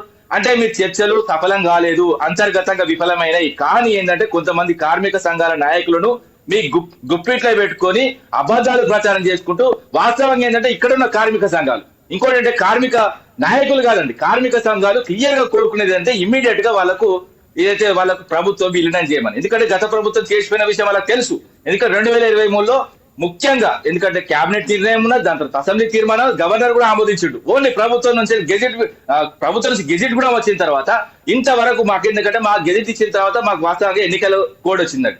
కోడ్ లేకపోతే వాస్తవంగా చెప్తున్నా మళ్ళీ తిరిగి ప్రభుత్వం వస్తే ఈ రోజు వాళ్ళ ప్రభుత్వ ఉద్యోగులుగా గల్ల పైకెత్తుకొని తిరుగుడండి. ఇప్పుడు 25 నెలలుగా వీళ్ళ మోసం చేస్తున్నది కాకుండా ఇప్పుడు కమిటీ అని దాదాపు సంవత్సరంన్నర దాటుతుందండి. మళ్ళీ చెప్తున్నా ఈ ప్రభుత్వం పోతుంది. అప్పటి వరకు ప్రభుత్వం పోయిన తర్వాత మళ్ళీ బీఆర్ఎస్ ప్రభుత్వం రావడం ఖాయం. వాళ్ళు ఆర్టీసీ సంబంధించిన ఉద్యోగులను ఖచ్చితంగా ఒకవేళ వీళ్ళు చేయకుంటే వీళ్ళు చెయ్యని క్షణంలో ప్రభుత్వం వచ్చిన తర్వాత 2-3 సంతకాలు ఉంటాయండి. ఆ 2-3 సంతకాల్లో ఖచ్చితంగా ఆర్టీసీ కార్మికులను పెడతాం. మేము అవసరమైతే మా పార్టీ అంతర్గతంగా చర్చించుకునే విషయం నేను చెప్తున్నాం. ఎందుకంటే ఈ ఖచ్చితంగా ఏదైతే వచ్చే ప్రభుత్వంలో వీళ్ళని ప్రభుత్వ ఉద్యోగుల పరిణామం తీసుకుంటాం. ఓన్లీ ఆర్డర్ కాపీ వెంటనే ఇచ్చేస్తామండి. మాకు అంత పెద్ద ఇది కమిటీలతోనే కాలయాపన చేసే ప్రభుత్వం మాది కాదు. మేము నిర్ణయం తీసుకుంటే రైతుల కంటే రైతులు చేసినాం, విద్యార్థుల కంటే విద్యార్థులు చేసినాం. ఏ రోజు కానీ గత ప్రభుత్వం చేసిన కొన్ని కార్యక్రమాలు ఉంటే కూడా ఏదైతే ఫీజు రియంబర్స్మెంట్ లాంటి గొప్ప పథకాలను ముందుకు తీసుకుపోయినాం. పేర్లు మారడానికి లేకపోతే ఈ రకంగా విగ్రహాలు మార్చడానికి 100 కోట్లు 1000 కోట్లు ఖర్చు పెట్టిన ప్రభుత్వం కాదండి. ఇప్పుడు ఎవరి సొమ్మండి ప్రభుత్వం ఏ విధంగా ఇప్పుడు అంతే. ఎందుకంటే గింత బకాయిలప్పుడు విశ్వసుందరి మనం తీసుకొస్తాడండి మహానుభావుడు. వాళ్ళకి 200-300 కోట్లు ఖర్చు పెట్టి వాళ్ళని ఒక్క నిమిషం అండి ఎందుకంటే చాలా ఇంపార్టెంట్ విషయం అండి. ఎందుకంటే 300-400 కోట్లు ఖర్చు పెట్టి వాళ్ళని తీసుకొచ్చి చౌమల్ల ప్యాలెస్ లో పెడతారు. అక్కడ ఉన్న కాంగ్రెస్ నాయకులతో అక్కడిక్కడ చేతులు వేస్తే ఆమె ఇంగ్లాండ్ పోయి ఆమె ఏడ్చుకుంటే వీడియో పెట్టింది. వీళ్ళు దుర్మార్గులు, అసలు ఇంకోటి ఏదైనా మమ్మల్ని వేసేలాగా చూసి దుర్మార్గమైన అని గ్లోబల్ గా హైదరాబాద్ ఇజ్జత్ తీసింది చూడలేదండి. ఇంకోటి ఏంటంటే ఈయన బక్కకాలతో వినాశనం చేయడానికి ఈయన ఫుట్బాల్ ఈయన మనోని సంతోషం కోసము మెస్సీని తీసుకొచ్చిందండి. ఆ మెస్సీ అపాయింట్మెంట్ కు 100 కోట్లు. అవసరం లేని మాట. ఎందుకంటే ఒక నిమిషం ఆగండి, మీరు మాట్లాడండి తర్వాత మీరు మాట్లాడండి. చెప్పండి మీరు తర్వాత చెప్పండి, దాని కూడా నేను కౌంటర్ ఇస్తాను. ఏమంటున్నా, మెస్సీని తీసుకురావడానికి ఓన్లీ అపాయింట్మెంట్ కి 100 కోట్లు అండి. ఆయన తీసుకొచ్చి మళ్ళీ ఆడించినందుకు 200-300 కోట్లు. ఈ విధంగా మీరు వెయిట్ చేసుకుంటా అసలు కాళేశ్వరికి ఎంత అవుతాయండి? 200-400 కోట్లు అయితే మరి మెస్సీ ఆడితే ఏమైనా కాళేశ్వరం రిపేర్ అయిందా? లేకపోతే విశ్వసుందరిని మళ్ళీ వచ్చి అటు ఇటు తిరిగి వాళ్ళ కాలరు మన మేళతో అడుగుతారండి. ఇంతకుముందు మన తెలుగు కవులు విశ్వసుందరి వచ్చి మన పాద పూజ చేస్తారంటే మన దుర్మార్గుడు ఏం చేసింటే మనోళ్ళతో వాళ్ళ కాలు కడిగించిండు. ఇది ఎక్కడ దుర్మార్గమైన పాలన అండి? నేను మళ్ళీ కూడా ఏం చెప్తున్నా, ఈ ప్రభుత్వం ముఖ్యంగా కాంగ్రెస్ ప్రభుత్వం కనుమరుగు కావాలి. ఇంకోటి ఏంటంటే రాష్ట్రాన్ని బట్టి పీడిస్తున్న రేవంత్ ఆసుడు ఈయన చాలా మందితో పోలుస్తున్నాడండి. ఓ మారీషుడని, ఈషుడని, ఆయుషుడు పోలుస్తున్నాడు. నేను మళ్ళీ చెప్తున్నా, రేవంత్ ఆసుడు రాష్ట్రాన్ని పట్టి పీడిస్తున్నారు. ఈయన పోయిన రోజు, ఈయన ప్రభుత్వం కూలిపోయిన రోజు ఒక దసరా దీపావళి పక్కా చేసుకుంటాడు. జనాలు బాంబులు కాల్స్తారు, స్వీట్లు పంచుకుంటారు. రైట్, శివకుమార్ లాల్ గారు మీరు చెప్పండి. ప్రభుత్వం చర్చలతో వెళ్ళక ముందు ఒక ఉద్యోగి ఆత్మహత్య చేసుకునేంత వరకు ఎందుకు చూశారు? ముందే ఎందుకు చర్చలకు పిలవలేదు సార్? అక్కడ ప్రభుత్వం గత ప్రభుత్వం లాగా దాన్ని సాగదీయడం కానీ, లేకపోతే మొత్తానికి మీరు అసోసియేషన్లు లేకుండా లేకపోతే మీరు సావండి అని ఎక్కడ వదలలేదండి. ఈరోజు సమ్మెలో కొంతమంది ప్రోత్సాహం జరిగింది అనేది ఆల్రెడీ మంత్రి గారు కూడా ఓపెన్ చెప్పడం జరిగింది. కేసీఆర్ కూడా మన కేటీఆర్ డైరెక్ట్ అక్కడ సమ్మెలో నేను పాల్గొంటా అని చెప్పి వెళ్ళడం జరిగితే వాళ్ళు ఓపెన్ గా చెప్పడం జరిగింది. ఏమని, నేను జనరల్ గా బీఆర్ఎస్ గా రావట్లేదు, నేను ఒక ఉద్యమకారునికి వస్తా అనే రకంగా మాట్లాడు. అంటే వీళ్ళు వెనకాల ప్రేరేపించడం ఎంత మటుకు ఖచ్చితంగా చేస్తుండ్రో. ఈ 2.5 years కాంగ్రెస్ పార్టీ అధికారంలోకి వచ్చిన తర్వాత కూడా వీళ్ళు ఇంకా మేము అధికారంలో ఉన్నాం అనేది ఒక అహంకారము లేదు అనుకుంటే మేము ఎక్కడైనా సరే ఫింగరింగ్ చేయొచ్చు అనే రకంగా ఆలోచనతోనే వీళ్ళు ముందుకు పోతున్నారు. మొన్న ఎవరైతే ఆ కార్మికుడు ఒక అతను చనిపోవడానికి కారకుడు ఒక రకంగా దీని వెనకాల హరీష్ రావు అనే రకంగా. ఎందుకంటే గతంలో కూడా హరీష్ రావు కిరోసిన్ పోసుకుంటాడు, ఆయనకి ఇప్పటి వరకు కూడా అగ్గిపెట్టే దొరకదు. అంటే ఇటువంటి హరీష్ రావు ఇట్లా అంటే అజాగి పెడతావు కాలబెడతావు కానీ ఉద్యమాన్ని ఉద్యమాన్ని కూడా కించపరుస్తున్నావా? వ్యక్తిగతంగా మాట్లాడు. హరీష్ రావు ఉద్యమం ఎంత, నీ ఉద్యమం ఎంత? మీరంతా ద్రోహులు, ఆంధ్ర నాయకులు. ఏం బచ్చా కేసీఆర్ కింద నువ్వు బచ్చా. రామూర్తి గారు ప్లీజ్, రామూర్తి గారు ఆగాలి. కష్టపడుతూ ఇలాంటి మాట్లాడుతాండి. అగ్గి పెట్టాలని అదే విధంగా మళ్ళీ రామూర్తి గారు ప్లీజ్ ఆగండి. పర్సనల్ గా వెళ్ళదు ప్లీజ్. ఏమనుకుంటావు? ఆయన ఉద్యమం చేసింది ఎంత, ఆయన కష్టపడ్డాడు భాయ్. అరే మీ రేవంత్ రెడ్డి తొంగి చూసేది మామూలు వెనుక. మీ రేవంత్ రెడ్డి మామూలు వెనుక ఉండి తొంగి చూసేది. అరే మీ రేవంత్ రెడ్డి శిష్యుడు, రేవంత్ రెడ్డి హరీష్ రావు శిష్యుడు. నువ్వు భుజాల మీద మోస్తాడు, నువ్వు భుజాల మీద. రామూర్తి గారు ప్లీజ్, రామూర్తి గారు మాట్లాడినట్టు. ఏం మాట్లాడుతున్నారండి? రామూర్తి గారు ప్లీజ్, రామూర్తి గారు ప్లీజ్. ఏం మాట్లాడుతున్నారు? బచ్చగాడు నువ్వు అవన్నీ మాట్లాడకు. హరీష్ రావు 2004 లో బచ్చగాడు రేవంత్ రెడ్డి కూడా తొంగి చూసేది హరీష్ రావు వెనుక. హరీష్ రావు దగ్గర రేవంత్ రెడ్డి. అందరి బచ్చగాడు వెనకపోతే అందరి బచ్చగాడే. నువ్వు బచ్చగాడే, మీ నాన్న బచ్చగాడే, అందరి బచ్చగాడు వెనకపోతే. రామూర్తి గారు పర్సనల్ గా వెళ్ళదు ప్లీజ్. రామూర్తి గారు వద్దండి అని చెప్తున్నా. అరే ఆర్టీసీ కార్మికుల గురించి మాట్లాడాలంటే గలాంతో పోతుంది. నాకు అర్థం కాదు. ఇంకోటి ఏంటంటే మరి ఖర్చు పెట్టద్దని చెప్పిన వృధా ఖర్చు పెట్టద్దని జీతాల గురించి చెప్పిన కార్మికుల జీవితాల గురించి చెప్పిన. రామూర్తి గారు ఒక నిమిషం ఆగండి, మాట్లాడినాడు శివకుమార్ గారు. రైట్, శివకుమార్ గారు చెప్పండి. నేనేమంటున్నా అంటే ఆల్రెడీ ఇవన్నీ పబ్లిక్ ని రెచ్చగొట్ట. మూసీలో పోతే కూడా మూసీలో 2,000 రూపాయలు ఇచ్చి మొత్తానికి దాంట్లో ప్రభుత్వం ఇప్పుడు మూసీ గురించి మాట్లాడుకుంటున్నామా అండి? మళ్ళా నువ్వు అదే మాట్లాడుతున్నావు. ప్లీజ్ రామూర్తి గారు నువ్వు మాట్లాడినప్పుడు నేను conclude మాట్లాడలేదు. చేయండి. శివకుమార్ అన్న నేను ఏమంటున్నా, శివకుమార్ అన్న నేను మాట్లాడిన దానికి రీజన్ ఉన్నది. తిట్టక ముందే నువ్వు ఇట్లా అవుతున్నావు, నేను ఇంకా ఇంతకంటే ఎక్కువ తిడతావు. తిట్టు, నేను కూడా తిడతా. లేదు, ఎంత సార్, తిడతా అంటే ఈటుగా జవాబు పక్కన సెలగే. సార్ పర్సనల్ గా తిట్టుకోవటానికి కాదు డిబేట్. వయసులో పెద్దలు కాబట్టి మర్యాద ఇస్తున్నా. డిబేట్ లో కూర్చున్నట్టు పెద్ద చిన్న ఏమి ఉండదు భయ్. నేను చెప్తున్నా, డిబేట్ లో కూర్చున్నా నువ్వు పెద్ద నేను చిన్న ఏమి ఉండదు, ఎదుర్కోవాల్సిందే. పెద్ద చిన్న కాదు. డిబేట్ లో కూర్చున్నప్పుడు రైట్, శివకుమార్ గారు చెప్పండి. డిబేట్ లో కూర్చున్నప్పుడు రామూర్తి గారు కంప్లీట్ చేయండి ప్లీజ్. రామూర్తి గారు కంప్లీట్ చేయండి. నువ్వు మాట్లాడితే మళ్ళీ మూసుకో, నువ్వు ఎందుకు మళ్ళీ నన్ను రైట్, శివకుమార్ గారు చెప్పండి టాపిక్. శివకుమార్ గారు ప్లీజ్. మిమ్మల్ని మోపిస్తారు, మీ దుకాణం మోపిస్తారు, మాట్లాడు. నేను నీ మాట్లాడినప్పుడు విన్నా. అంటే ఇద్దరు ముప్పిస్తా, కోసేస్తా, పీకేస్తా, ఇది కాదు చర్చలో రామూర్తి అన్న.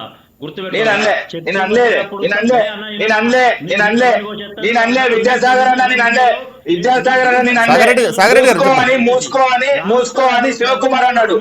శివకుమార్ అన్న ముందన్నాడు. అరే ఏం గుండాగిరి, ఎవరు గుండాలు? మేము గుండాగిరి కాదు, మాది విప్లవం చేస్తే ఫ్యామిలీ, మాది విప్లవం చేస్తే మేము గుండాలం కాదు. మీ గుండు చేసుకుని నేనే గుండాలు కావచ్చు. ఏమనుకుంటున్నావు? నీకేమన్నా నిన్నవన్నాడు బిడ్డ నిన్నవన్నాడు కాంగ్రెస్ గారు నీకేం కోపం వస్తున్నది? రామూర్తి గారు కాంగ్రెస్ గారు నీకేం కోపం వస్తున్నది? కాంగ్రెస్ గారు నీకేం కోపం వస్తున్నది? మీరు సవతులా, మీరిద్దరు సవతులా. రామూర్తి గారు ప్లీజ్. రామూర్తి గారు ప్లీజ్ ఆగాలి. రాలే కదా బిడ్డ అంటే ఎవరికి బిడ్డ? ఎవరికి బిడ్డ? ఏం బిడ్డ? నేను బీజేపీని ఒక్క మాట లేదు, మీ బీజేపీ చేసుకోండి. ఏ బిడ్డ ఊకోని మళ్ళీ చెప్తున్నా, బీజేపీ ఒక్క మాట నా జోలికి రాకు. బిడ్డ అంటే మసూసం నేను కూడా చెప్తాం, మేము కూడా ఇంతమంది దొక్కినాం, మేము కూడా ఇంతమంది బాబు. అరే నిన్న బాబు, అరే విద్యాసాగర్ రెడ్డి వాళ్ళ పార్టీని చూడండి. ఎవరన్నారు? నిన్నవాడన్నాడు కాంగ్రెస్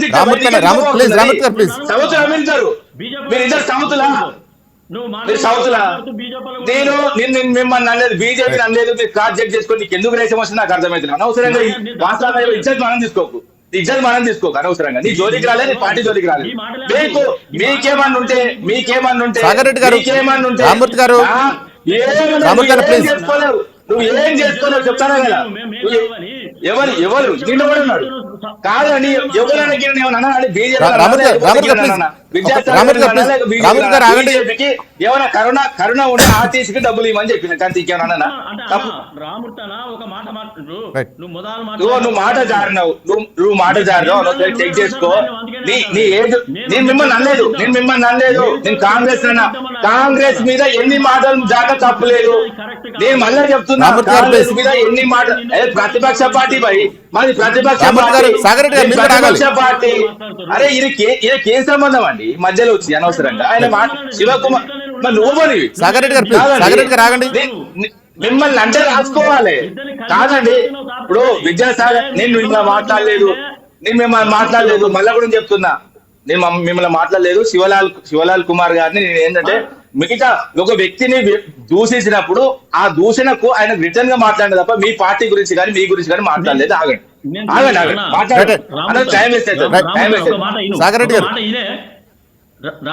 విద్యాసాగర్ గారు తర్వాత మాట్లాడుకుందాం. ఆయన మాట్లాడండి. సాగర్ రెడ్డి గారు ఒక్క నిమిషం ఆగండి సార్. శివకుమార్ లాల్ ఫైనల్ గా ఆర్టీసీకి ప్రభుత్వం నుంచి మీరు ఎటువంటి అష్యూరెన్స్ ఇస్తారు సార్? అంకర్ గారు మీ పేరేంటి? రాజేంద్ర గారు చెప్పండి సార్. రాజేంద్ర గారు ఒక్కసారి మీరు ఇట్లా డీవియేషన్ అయ్యి లేకపోతే మీరు కూడా తెలంగాణలో ఏదైతే ఛానల్ మొత్తానికి రేటింగ్ పెరుగుతుంది ఏమని అనుకోని వదిలితే you please don't call me next time. See there should be a decorum. ఇప్పుడు ఆయన బీజేపీ నాయకుడు మాట్లాడే దాంట్లో కూడా విద్యాసాగర్ గారు మాట్లాడేది అదే. నేను ఎందుకంటే సిన్స్ సో మెనీ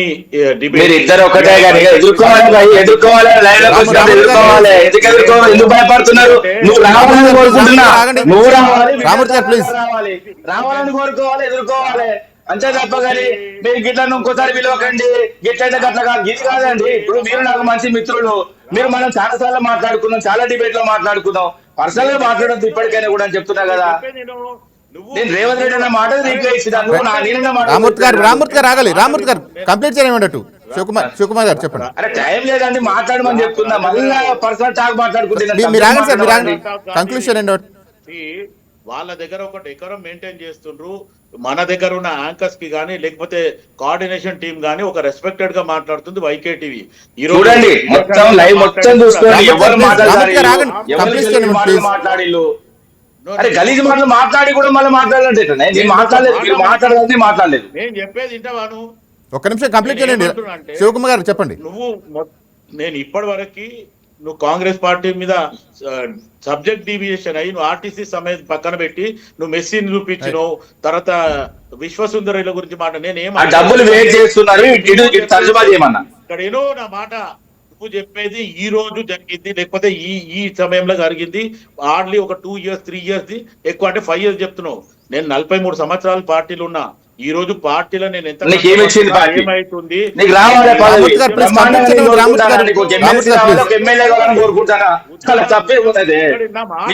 రావాలని కోరుకుంటున్నా. 43 సంవత్సరాలు పనిచేసినోని పీజీఆర్ తో పనిచేసినోని నీకు పదవి లేకుండా వాస్తవంగా నేను బాధపడతాను. నేను వాస్తవంగా నిన్ను చూసినప్పుడు నాకు బాధ అనిపిస్తుంది లైవ్ లా. ఎందుకంటే నీలాంటి వాళ్ళకు ఎమ్మెల్యేనో ఎమ్మెల్సీఓ లేకపోతే రాష్ట్ర స్థాయి కార్పొరేషన్ చైర్మన్ వస్తే వాస్తవంగా మంచి జరుగుతుంది. కరుడు కట్టినోని కదా నువ్వు. కాంగ్రెస్ పార్టీ అంటే పడిచేస్తుంది కదా. అంటే ఇప్పుడు రామూర్తి మీద ఇప్పుడు మీదాలకి వెళ్ళి కూడా పార్టీ పదవులు అనుభవించి పోయిన వాళ్ళు పోతారు కాదే, వాళ్ళకి అక్కడ సీట్లు కావాలి కాదే. మరి నేను అదే అంటారా, కొట్లాడమని చెప్తున్నాను. రూలింగ్ నాయకులకు ఉన్న ఏ పార్టీ నాకు అంతే అన్న, మీ పార్టీలకు అంతే ఉన్నది, వాళ్ళ పార్టీలకు మంచి జరగాలని మంచి జరగాలని కోరుకుంటున్నా. వాల్యూ సీలింగ్ నాయకులకు లేదు అనే బాధ అందరికి ఉన్నది. అందుకని అందరికి రావాలని. సార్ ఫైనల్ గా శివకుమార్ గారు మీరు చెప్పండి, ఆర్టీసీ దాని గురించి చెప్పండి సార్. నేను జనరల్ గా సబ్జెక్ట్ డీవియేషన్ అయినప్పుడు వాళ్ళు విమర్శించేటప్పుడు మేము విమర్శిస్తే కూడా తట్టుకునే ఉద్దేశం ఉంటే, ఆ గుణం ఉంటే సైలెంట్ ఉండాలి. అండ్ మోర్ ఎవర్ నేను మాట్లాడేటప్పుడు ఆయన మాట్లాడేటప్పుడు నేను మాట్లాడలే, ఎక్కడ కూడా డిస్టర్బ్ చేయలే. నువ్వు ఆ టాపిక్ తీస్తే నేను కూడా వేరే టాపిక్ తీస్తా అని చెప్పడం జరిగింది. నేనేమంటున్నా అంటే డెకోరం మెయింటైన్ చేస్తే పబ్లిక్ కి మంచి మన సబ్జెక్ట్ పోతుంది అంతే తప్ప వేరేం లేదు. నువ్వు గతంలో టిఆర్ఎస్ బిఆర్ఎస్ ఏమేమైతే చేసిందో ఈ రోజు ఆర్టీసీ ఎంప్లాయీస్ కి నష్టం జరిగిపోయింది. ఈ రోజు వాళ్ళకు గ్రాసిటీ కానీ ఫిట్మెంట్ కానీ లేదు అనుకుంటే, వాళ్ళు రిటైర్మెంట్ అయిన బెనిఫిట్స్ ఇప్పటిదాకా రాలేదు అంటే దాని పుణ్యం బీఆర్ఎస్ఏ. ఈ రోజు బీఆర్ఎస్ ఎన్ని గొప్పలు చెప్పుకున్నా ఆర్టీసీ ఎంప్లాయీస్ కి లేకపోతే స్టేట్ గవర్నమెంట్ ఎంప్లాయీస్ కి అందరికీ తెలుసు. నిన్న స్టేట్ గవర్నమెంట్ ఎంప్లాయీస్ లకి కూడా మహిళా అధ్యక్షురాలు ఎవరైతే సెక్రటరియట్ అసోసియేషన్ మహిళా అధ్యక్షురాలు కూడా బీఆర్ఎస్ ప్రభుత్వాన్ని నిందించడం జరిగింది. ఎందుకంటే మేము గత 10 సంవత్సరాలు మేము చాలా బాధలు పడ్డాము. ఇప్పుడు కూడా మమ్మల్ని బాధ పెట్టొద్దు సార్, మార్పు కావాలి, కాంగ్రెస్ రావాలి అని ఒక నినాదంతో గత ప్రభుత్వంలో మమ్మల్ని ఇబ్బందుల పాలు చేసింది, మీరు చేయొద్దు అని చెప్పి వాళ్ళు విన్నవించుకున్నారు. దానికి ఈ రోజు మంత్రివర్గంలో కూడా సానుకూలంగా స్పందించి ఖచ్చితంగా యాక్షన్ తీసుకోవాలి. మనం గతంలో మాట్లాడిన డిబేట్ లో కూడా నేను ఓపెన్ గా చెప్పడం జరిగింది. పొన్నం ప్రభాకర్ గారు ఓపెన్ గా చెప్పడం జరిగింది. 32 మీ హామీల మధ్యన అక్రాస్ ద టేబుల్ 29 మనం సాల్వ్ చేస్తాము, లేదు కాదు అనుకుంటే మిగతాయి కూడా ముందుకు పోయి చేస్తాం. అండ్ ముఖ్యమంత్రి ఓపెన్ గా పొన్నం ప్రభాకర్ కి కానీ మంత్రివర్గంలో చెప్పేసారు, ఆర్టీసీ ఎంప్లాయీస్ కి ఏ నష్టం జరగకుండా వాళ్ళకి అవసరం అయిపోతే అది మొత్తానికి స్ట్రైక్ ని కాల్ ఆఫ్ చేయండి అని చెప్పి చేస్తుంటూ నాకు ఆల్రెడీ ఇన్ఫర్మేషన్ ఉంది అని కూడా నేను గతంలో ఈ కాల్ ఆఫ్ కాకముందు కూడా చెప్పడం జరిగింది. నేను ఎందుకు చెప్తున్నా అంటే ఈ రోజు కార్మికులు నిజంగా కూడా కష్టపడుతుండ్రు. వాళ్ళు ఆ కష్టానికి వాళ్ళకి ప్రతిఫలం ఉండాలా, వాళ్ళ కుటుంబాలు సంతోషంగా ఉండాలని నేను కూడా కోరుకోవడం జరుగుతుందండి. Thank you. Right Sagar Reddy గారు ఫైనల్ గా చెప్పండి సార్, మీరు చెప్పండి. ఇప్పుడు గత ప్రభుత్వం 9 సంవత్సరాలు తప్పు చేసింది కాబట్టి మీకు అవకాశం ఇచ్చారు, మీరు కూడా సరిదిద్దలేరని ఒక ఆలోచన అన్న శివలాలన్న. కానీ సరే గత ప్రభుత్వం 9 సంవత్సరాలు పనిచేసింది, అంతకన్నా ముందు ప్రభుత్వాలు మీ ప్రభుత్వం కూడా చాలాసార్లు పనిచేసింది కదా. ఆర్టీసీ సంస్థని ఎప్పుడు కాపాడింది?